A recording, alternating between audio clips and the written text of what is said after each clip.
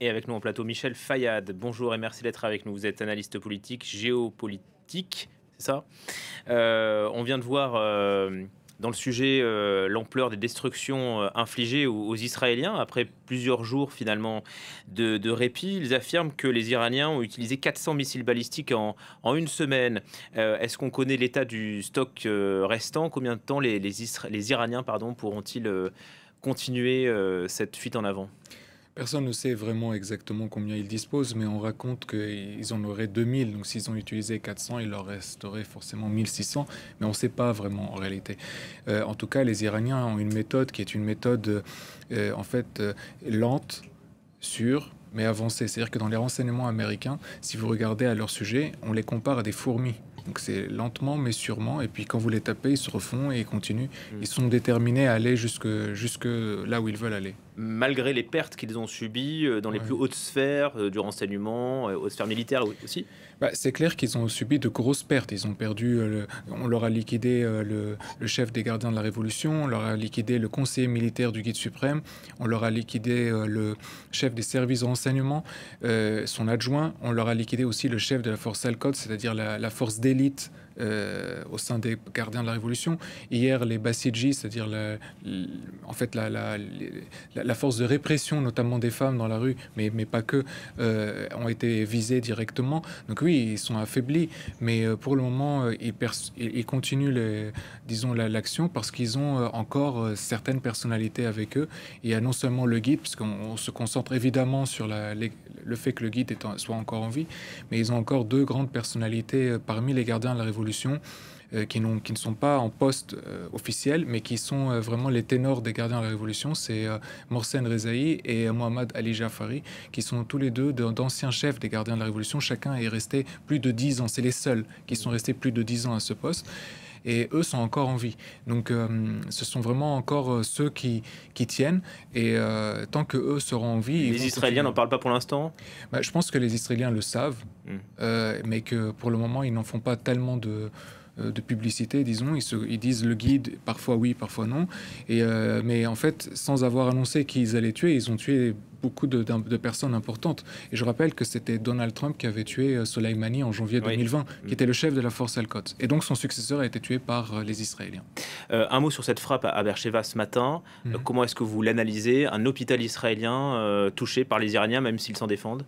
Bah, les Iraniens disent qu'en dessous de cet hôpital, il y aurait eu un commandement militaire israélien. Un peu comme ce que disent les Israéliens à Gaza. Oui. Maintenant, en fait, si vous voulez regarder de manière plus élargie, cet hôpital est situé à 25 km de la centrale nucléaire israélienne. Et Hmm. donc, c'est plutôt, je pense, là le signal qui est envoyé à Israël, c'est que voilà, on frappe à 25 km de la centrale. Si vous tapez trop sur Fardo, par exemple, nous, on a les moyens d'atteindre votre centrale également. Je pense que c'est là où il faut regarder le signal qui est envoyé. Et il y a aussi le fait que les Iraniens souhaitent mettre une pression sur Netanyahou en essayant de changer l'opinion publique israélienne par la terreur. C'est-à-dire qu'au Liban, par exemple, le Hezbollah, donc sur ordre iranien, s'était attaqué, par exemple, aux Marines américains et aux parachutistes français et avait donc poussé les opinions publiques américaines et françaises à rapatrier leurs troupes. Donc c'était en 1983. Donc de la même manière, les Iraniens pensent que en créant des pertes humaines en Israël, eh bien peut-être que l'opinion publique israélienne se retournera contre Netanyahou et lui dira d'arrêter la guerre. Est-ce que vous pensez que la porte des négociations est fermée? Hier, Donald Trump disait les Iraniens m'ont contacté, ils sont prêts à venir à la Maison-Blanche. Négocier, oui. Quoi, une capitulation? Moi, je ne vois pas du tout les Iraniens accepter une capitulation parce que ce sont des gens jusqu'au boutiste. Ils ont une idéologie qui est prête au martyr, qui attend même l'apocalypse dans leurs récits. Quand vous les lisez, quand vous les écoutez, je parle des religieux, bien sûr, c'est vraiment leur ambition. Donc, pourquoi est-ce qu'ils vont se rendre?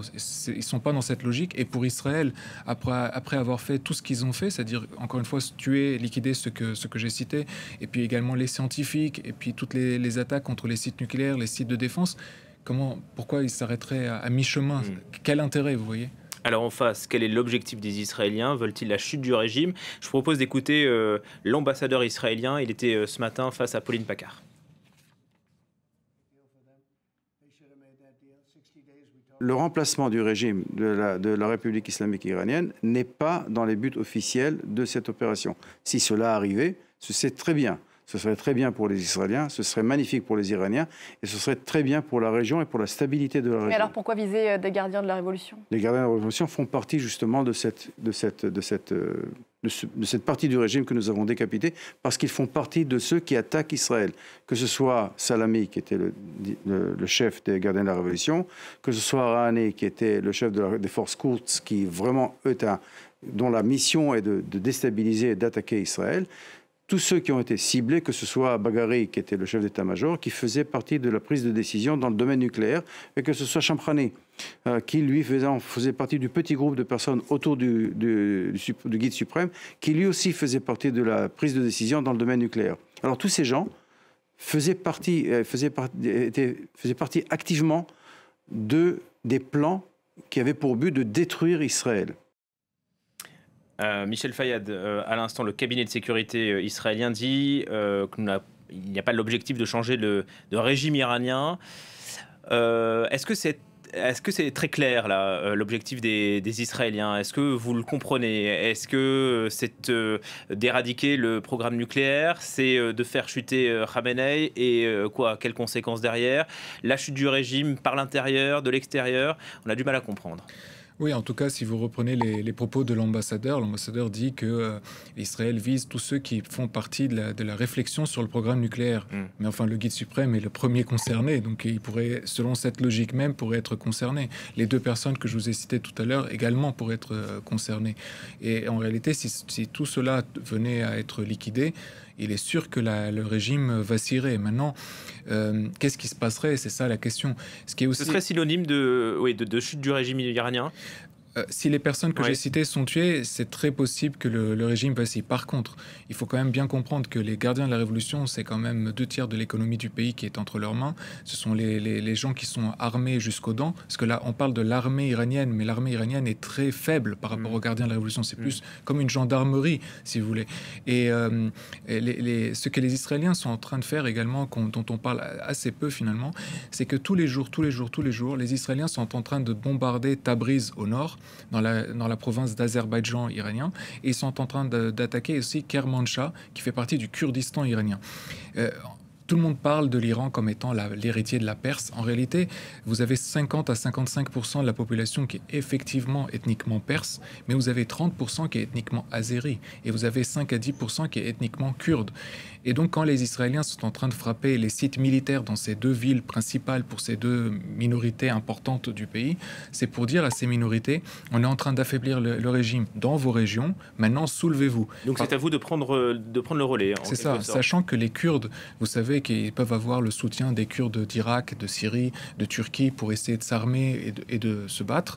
Et les Azéris, eux, ont le soutien forcément de l'Azerbaïdjan indépendant et donc de la Turquie. Et, donc la menace pourrait venir de l'intérieur pour le régime? Disons que oui, c'est-à-dire il pourrait y avoir un soulèvement donc des Azéris et des Kurdes notamment. Toutefois, si les gardiens de la Révolution sont pas complètement affaiblis malgré la liquidation de toutes ces personnalités, il n'empêche qu'ils pourront vouloir créer de la nuisance et faire une sorte de déstabilisation. Que pensez-vous des déclarations d'Emmanuel Macron? Tous ceux qui croient qu'en frappant avec des bombes depuis l'extérieur, on sauve un pays malgré lui-même et contre lui-même se sont toujours trompés. Bon, l'histoire a parfois montré l'inverse. Oui, bien sûr. La France a bien fait cela en Côte d'Ivoire, il me semble. Et le président Ouattara est un ami d'Emmanuel Macron. Pourtant, il a été porté au pouvoir par les bombardements français. Donc, c'est arrivé. Et il y a eu également au Moyen-Orient... C'était sous Sarkozy? Oui, c'était sous Sarkozy. Mais je veux dire, il a été ami ensuite avec François Hollande, avec Emmanuel Macron. Et même au Moyen-Orient, la France et la Grande-Bretagne avaient bombardé l'Empire ottoman durant la Première Guerre mondiale. Et une fois l'Empire ottoman tombé, eh bien, il y avait eu, par exemple, la première démocratie du Moyen-Orient, qui est le Liban, qui a été développée par la France. Et donc, il y a eu un succès à ce niveau-là. En fait, il faut voir, si vous voulez, tous les préparatifs. Est-ce que tout a été pris en compte en termes de contexte, en termes de long terme? Parce que sinon, effectivement, on fera les mêmes erreurs que les Américains en Irak ou en Libye. Par exemple, en Irak, si vous vous souvenez, la première décision des Américains avait été de dissoudre l'armée.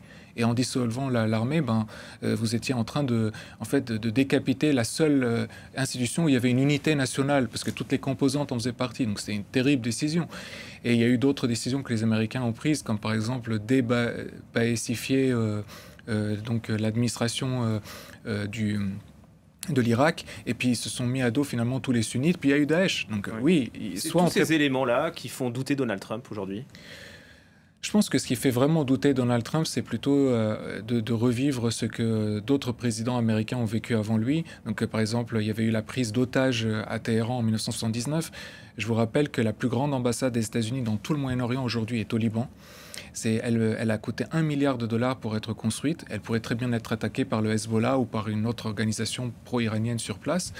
Et il craint également que quelqu'un des 40 000 Américains se trouvant dans les bases américaines, que ce soit des militaires ou des fonctionnaires civils, soient touchés. On sait que les Hashd al-Sha'bi, c'est-à-dire la milice irakienne pro-iranienne, n'attend que ça en réalité. Il y a également les Houthis qui pourraient attaquer. Parce qu'on parle très souvent, vous savez, du détroit d'Ormuz comme étant une possibilité pour l'Iran, d'ailleurs qui a été répété aujourd'hui même, de fermeture et qui créerait un problème pour les États-Unis. Moi, j'y crois pas tellement, parce que je pense que les navires américains et chinois empêcheraient en fait la fermeture, et si ils venaient à être fermés, ils seraient réouverts assez rapidement. Ce que je crains par contre, c'est que l'Iran donne ordre aux Houthis de frapper les sites pétroliers d'Aramco en Arabie Saoudite. Et là, ça ferait flamber le prix du baril.